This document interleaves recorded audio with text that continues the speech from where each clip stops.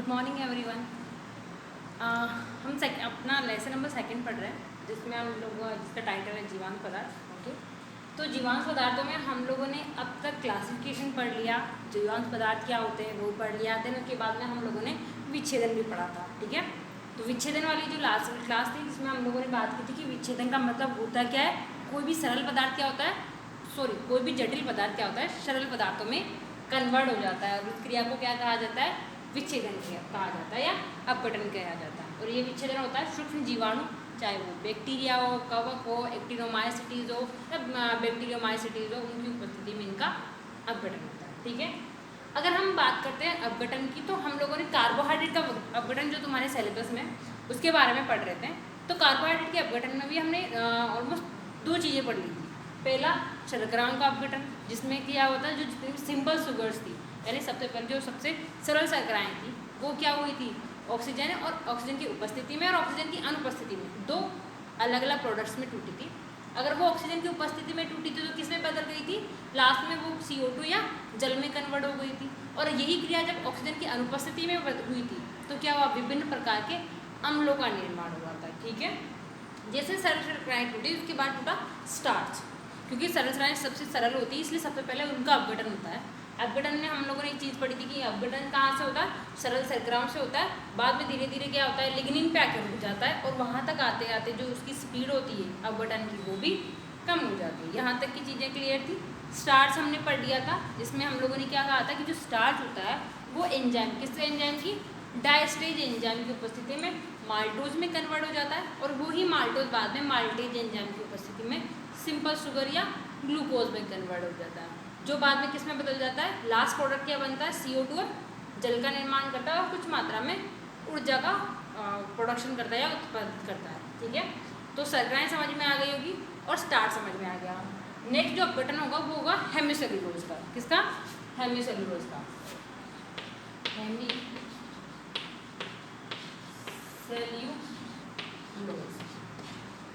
Okay.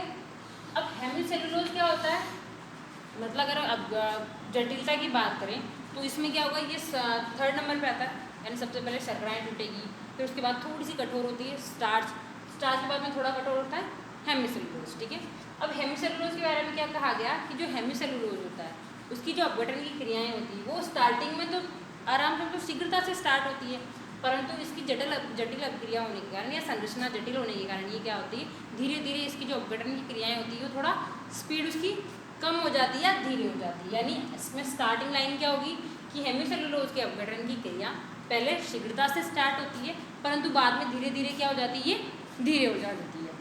अब हेमिसेल्यूलोज का अपघटन होगा तो जो हेमिसेल्यूलोज होता है, सेल्यूलोज, ये क्या करेगा, सूक्ष्म जीवाणु कौन कौन से, वही चाहे बैक्टीरिया हो, कवक हो, एक्टिनोमाइसिटीज हो, उनकी उपस्थिति में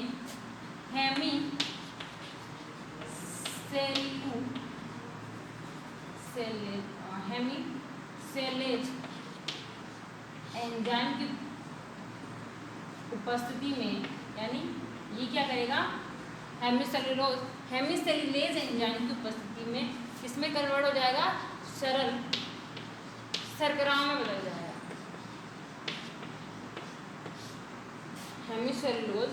हेमिसेल्यूलेज एंजाइम की उपस्थिति में सरल शर्कराओं में बदल जाएगा। बाद में यही सरल शर्कराएँ क्या होगी, सूक्ष्म जीवाणु की उपस्थिति में CO2 और जल में अपघटित हो जाएगी, यानी लास्ट प्रोडक्ट क्या हो जाएगा, CO2 और जल बन जाएगा। कैसे, हेमिसेल्यूलोज एंजाइम स्टार्टिंग में थोड़ी स्पीडली स्टार्ट होता है, बाद में धीमा हो जाता है अपघटन की क्रिया। अब इसमें क्या होगा, ये जो जो हेमिसेल्यूलोज होता है वो इस एंजाइम की उपस्थिति में किस में बदल जाएगा, सरल शर्कराओं में बदल जाएगा, और ये सरल शर्कराएँ बाद में किस में कन्वर्ट हो जाएगी, CO2 और जल में कन्वर्ट हो जाएगी। तो ये होता है हेमिसेल्यूलोज का अपघटन। नेक्स्ट अगर हम अपघटन की बात करें तो हेमिसेल्यूलोज के बाद में कौन बचता है, 4th नंबर पे सेल्यूलोज, यानी हेमिसेल्यूलोज के बाद में किसका अपघटन होता है, सेल्यूलोज, यानी रेशो का होता है ना। जस्ट बिकॉज जैसे हम कोई भी फसल का वो करते हैं अपघटन, तो लास्ट में सबसे पहले उसकी जो नरम पार्ट्स होते हैं, पत्तियाँ, वो अपघटित होती है, बाद में तना होता है ना, तो ये तने में क्या पाए जाते हैं, रेशे पाए जाते हैं, जो किसके बने होते हैं, सेलुलोज या हेमीसेलुलोज के। इसलिए उसका अपघटन क्या होता है, लास्ट में होता है और धीरे धीरे होता है। तो इसमें भी सेम क्रियाएं होगी, यानी अपघटन तेजी से स्टार्ट होगा, बाद में क्या होगा, धीरे धीरे स्पीड कम हो जाएगी। इसके लिए क्या कहा गया है कि ये भी क्या होगा, विभिन्न सूक्ष्म जीवाणु, कौन कौन से, चाहे वो बैक्टीरिया हो, कवक, सारे एक जैसे होंगे, बैक्टीरिया हो, कवक हो, एक्टिनोमाइसीटीज हो, उनकी उपस्थिति में ये जो सेलुलोज होता है, यानी जो रेशे होते हैं, किस एंजाइम का निर्माण करेंगे, सेल्यूलेज एंजाइम का, सेलुलोज एंजाइम का निर्माण करेंगे। ये जो सेलुलोज एंजाइम है, ये क्या करेगा, इस सेलुलोज को सेलोबायोज में कन्वर्ट कर देगा। क्या होगा, ये जो सेलुलोज होता है, सूक्ष्म जीवाणु सेल्यूलेज एंजाइम का उत्पादन करेंगे और इस एंजाइम की उपस्थिति में ये किस में बदल जाएगा, सेलोबायोस में बदल जाएगा। बाद में यही सेलुबायोस विभिन्न प्रकार के सूक्ष्म जीवाणुओं द्वारा क्या होंगे, सरल शर्कराएं यानी C6H12O6 यानी सिंपल शुगर में बदल जाएंगे। और सरल शर्कराओं की अपघटन की क्रिया हमने स्टार्टिंग में बहुत डीपली पढ़ी थी, वो क्या होगी, बाद में CO2 प्लस जल में कन्वर्ट हो जाएगी।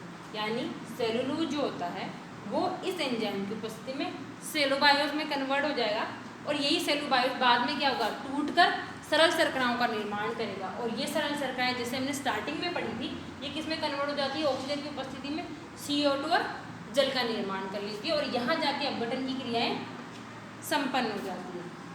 स्टार्च सरल शर्कराएं टूटी, स्टार्च टूटा, सेलुलोज टूटा, हेमीसेलुलोज टूटा। नेक्स्ट बात करते हैं हम प्रोटीन की, क्योंकि प्रोटीन भी क्या होता है, कार्बनिक पदार्थों में आता है। कार्बनिक में भी तो सारे कार्बनिक पदार्थ क्या होंगे, जटिल होते हैं, जो लास्ट में किसमें अपघटित होकर सरल पदार्थों में कन्वर्ट हो जाएंगे। प्रोटीन की बात करें तो जो प्रोटीन्स होती है वो किसमें, पॉलीपेप्टाइड्स या पेप्टाइड्स की बनी होती है। और पेप्टाइड्स किसके बने होते हैं, एमिनो अम्लों के बने होते हैं। तो जब इसका अपघटन होगा तो इसका अपघटन भी सेम उसकी रिवर्स क्रियाएं होंगी। यानी प्रोटीन क्या होता है, विभिन्न प्रकार के बैक्टीरिया, चाहे एक्टिनोमाइसीटीज हो या बैक्टीरियोमाइसीटीज हो, उन जीवाणुओं की उपस्थिति में क्या करेगा, पॉलीपेप्टाइड में बदल जाएगा या पेप्टाइड्स में कन्वर्ट हो जाएगा। प्रोटीन जब अपघटन होगा तो अपघटन में क्या होगा, विशेष प्रकार के सूक्ष्म जीवाणु की आवश्यकता होगी, जिसके बारे में कहा गया है कि विभिन्न प्रकार के सूक्ष्म जीवाणु जैसे एक्टिनोमाइसीटीज या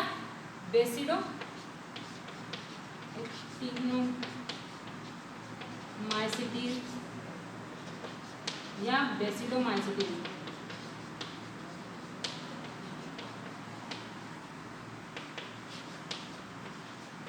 जीवाणु की उपस्थिति में पेप्टाइड्स में कन्वर्ट हो जाएंगे। ये पेप्टाइड्स बाद में क्या होंगे, टूटकर एमिनो अम्लों का निर्माण करने के। प्रोटीन के अपघटन में क्या कहा गया है कि जो प्रोटीन्स होती है वो क्या होती है, एमिनो अम्लों की बनी होती है। इसलिए जब वो टूटेगी तो टूट के भी लास्ट में एमिनो अम्लों का निर्माण कर देगी। तो जब प्रोटीन का अपघटन होता है तो प्रोटीन का जो अपघटन होता है वो विभिन्न प्रकार के एक्टिनोमाइसीटीज या बेसिडोमाइसीटीज की उपस्थिति में पेप्टाइड्स में टूटती है और यही पेप्टाइड्स आगे जाके एमिनो अम्लों में टूट जाती है। अगर इन एमिनो अम्लों की बात करें तो ये एमिनो अम्ल अपघटित होकर विभिन्न प्रकार के कार्बनिक अम्ल,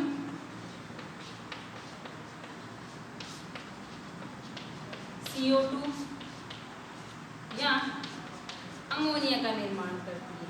क्या होगी, यही प्रोटीन पेप्टाइड्स में, पेप्टाइड्स एमिनो अम्लों में, और जब एमिनो अम्ल टूटेंगे तो टूटकर किसका निर्माण कर लेंगे, विभिन्न प्रकार के कार्बनिक अम्ल, CO2, अमोनिया या एल्कोहल का निर्माण कर लेंगे।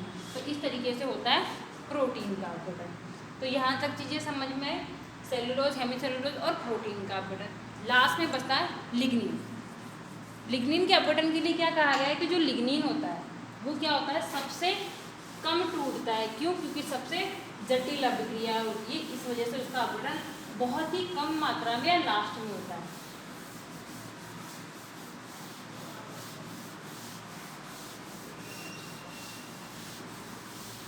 अगर हम लिग्निन के अपघटन की बात करें तो लिग्निन के अपघटन में विभिन्न प्रकार के जो जीवाणु होंगे वही जो भी प्रोटीन के अपघटन में काम आते, कौन कौन से, एक्टिनोमाइसीन या बेसिडोमाइसीन, ये क्या करेंगे, इसको कुछ मात्रा में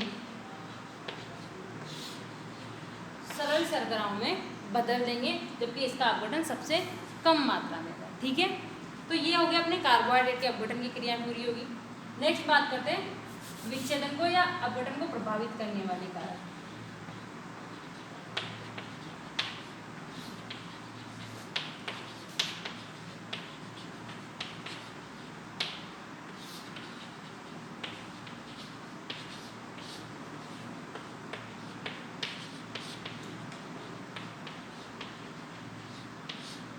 यानी ऐसे कौन कौन से जीवाणु या ऐसी कौन कौन सी क्रियाएं होती हैं जो कार्बोहाइड्रेट के विच्छेदन की जो गति होती है या तो उसको बढ़ा देती है या कम कर देती है। तो अगर इसकी बात करें तो सबसे पहले होता है पादप की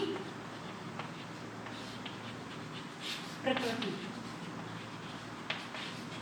यानी पौधा कैसा है। अगर अपघटन की बात करें तो जब अपघटन की क्रियाएं होती है तो जो पौधे सॉफ्ट होते हैं या कच्चे होते हैं उनका अपघटन सबसे पहले होता है। और जैसे जैसे पौधों में क्या होता है, रेशे का निर्माण होने लग जाता है या उनका तना कठोर होने लग जाता है, वैसे वैसे उसके अपघटन की क्रियाएं कैसी होती है, धीरे हो जाती है। इसी वजह से जब हम हरी खादों का जो लेसन पढ़ा होगा तो उसमें जो हरी खादों होती है उसको मृदा में फूल मतलब जैसे फ्लोरिंग स्टार्ट ही होती है उसी टाइम क्या होता है उसको उसमें दबा देते हैं, क्योंकि उस टाइम क्या होता है पौधा सॉफ्ट होता है, हरा ज़्यादा हरा होता है और कच्चा होता है, उसमें रेशों का निर्माण होना स्टार्ट होता है। इसलिए जो पौधा जितना ज़्यादा कच्चा होगा या जितना ज़्यादा हरा होगा, जिसमें रेशों की मात्रा जितनी कम होगी, वो अपघटन की क्रिया उसमें उतनी ही ज़्यादा होगी। ठीक है, तो पौधों की प्रकृति समझ में आई, यानी कच्चे पौधे सबसे पहले अपघटित होंगे और जैसे जैसे पौधों में रेशों का निर्माण होगा यानी तना कठोर होता जाएगा वैसे वैसे उसका अपघटन बहुत धीरे होगा। दूसरी बात है नमी की। अगर नमी की बात करें तो जितने भी सूक्ष्म जीवाणु होंगे वो लगभग 60 से 80% आर्द्रता पे ही क्या होते हैं, अपघटन की क्रियाओं को संपन्न करते हैं। यानी अच्छी प्रकार से अपघटन की क्रिया के लिए हमें क्या चाहिए, मृदा में लगभग 60 से 80% आपेक्षिक आर्द्रता की आवश्यकता, नमी की आवश्यकता होगी। क्योंकि अगर ज़्यादा नमी होगी तो ऑक्सीजन की कमी हो जाएगी, ज़्यादा नमी हो जाएगी तो ऑक्सीजन की कमी हो जाएगी, और अगर कम नमी होगी तो तापमान बढ़ जाएगा, जिसके कारण जो क्या होगा, सूक्ष्म जीवाणुओं को नमी नहीं मिल पाएगी और अपघटन की क्रियाएं प्रभावित हो जाएगी। थर्ड बात करें तो वो होता है तापमान। हम लोगों ने स्टार्टिंग में भी बात की थी कि जो जितने भी सूक्ष्म जीवाणु होते हैं वो लगभग 5 से 40 डिग्री सेंटीग्रेड तक अपघटन कर लेते हैं, यानी इतनी डिग्री सेंटीग्रेड से यहाँ तक अपघटन का काम कर सकते हैं। परंतु सबसे जो उपयुक्त तापमान माना जाता है वो माना जाता है 30 से 40 डिग्री सेंटीग्रेड, यानी सूक्ष्म जीवाणु के अपघटन की जो क्रियाएं होती हैं वो इस तापमान पे सबसे ज़्यादा होती है। इससे कम पर बिल्कुल रुक जाती है और इससे ज़्यादा पर भी बिल्कुल रुक जाती है, पर ये तापमान सबसे उपयुक्त तापमान माना जाता है। नेक्स्ट बात करते हैं पीएच की। तो पीएच की बात करें तो जितने भी जो सूक्ष्म जीवाणु होंगे वो लगभग 6.5 से 7.5 वाले पीएच मान पर ही सबसे ज़्यादा सक्रिय माने जाते हैं, यानी 6.5 से 7.5 पीएच मान पर ही सबसे ज़्यादा अपघटन की क्रियाएं संपन्न करते हैं। अम्लीय जो जितनी भी ज़्यादा मृदा जितनी ज़्यादा अम्लीय होगी उसमें केवल कवक पाई जाती है, तो कवक क्या होगी, ज़्यादातर जितने भी अपघटन होंगे उनके लिए बैक्टीरिया की आवश्यकता होगी, इसलिए 6.5 से 7.5 वाला पीएच मान उपयुक्त माना जाता है। जहाँ तक चीज़ें क्लियर है। नेक्स्ट बात करते हैं हम 5वें नंबर पे कार्बन नाइट्रोजन अनुपात, यानी जिन पौधों में नाइट्रोजन की मात्रा, कार्बन नाइट्रोजन में अगर नाइट्रोजन की मात्रा ज़्यादा होगी तो अपघटन की क्रियाएं तेज़ हो जाएंगी, और अगर कार्बन की मात्रा ज़्यादा होगी तो अपघटन की क्रियाएं क्या हो जाएगी, कम हो जाएगी। यानी कार्बन नाइट्रोजन अनुपात में अगर नाइट्रोजन की मात्रा ज़्यादा पाई जाती है तो क्या होगा, अपघटन की क्रियाएं तेज हो जाएंगी, और अगर कार्बन की मात्रा ज़्यादा पाई जाती है तो अपघटन की क्रियाएं कैसी हो जाएगी, कम हो जाएगी। तो ये जो 5 मेन फैक्टर होते हैं वो क्या होते हैं, विच्छेदन की क्रियाओं को प्रभावित करते हैं। यहाँ तक समझ में आया? तो ये हमारे कार्बोहाइड्रेट का विच्छेदन कंप्लीट हो गया और उसको प्रभावित करने वाले का जो कारक थे उनका जो स्टडी है वो भी कंप्लीट होगी। नेक्स्ट क्लास होगी उसमें हम बात करेंगे कार्बन चक्र और नाइट्रोजन चक्र की। ठीक है, यहाँ तक चीज़ें क्लियर है? Thank you.